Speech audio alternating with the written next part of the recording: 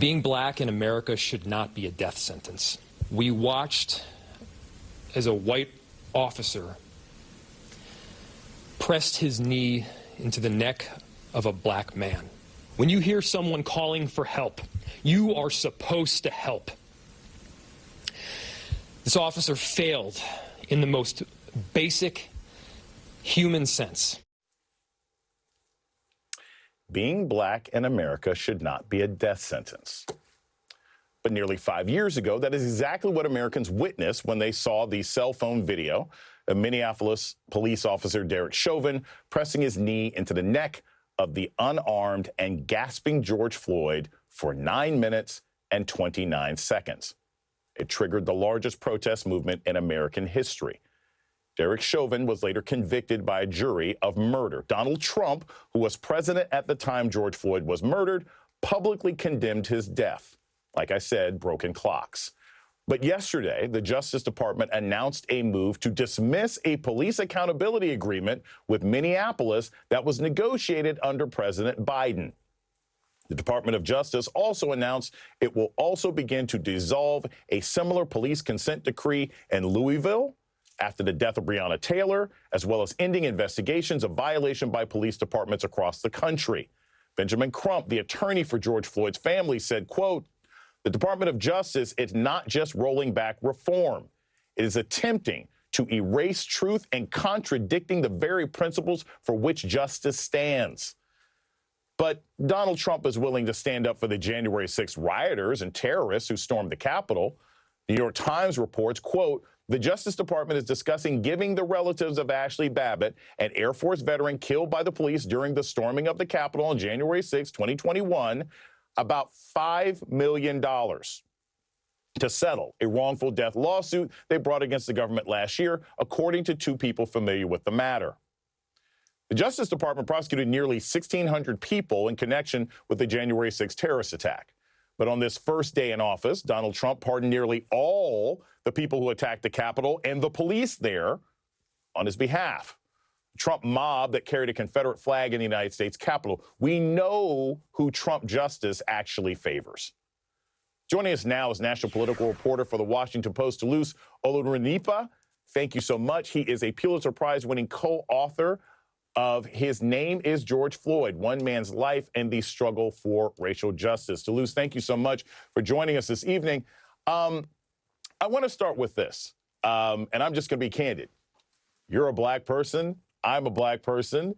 We saw this racial reckoning occurring in the country over the last 4 or 5 years. What would you say is the biggest change that you have seen in your reporting, in your book, that has happened in America since the George Floyd protests?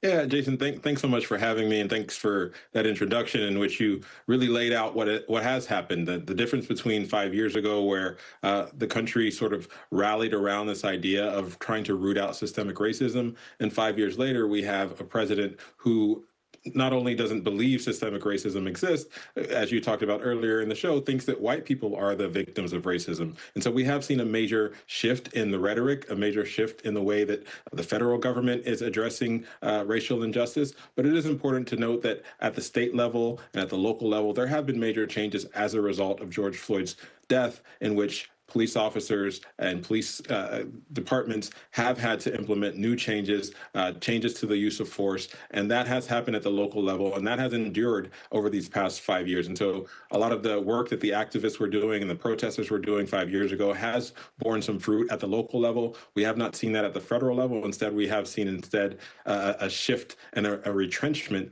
and a move backwards and a move to try to erase some of the history and what happened 5 years ago when the country came together to try to solve some of the big problems of racial injustice that have existed for a long time.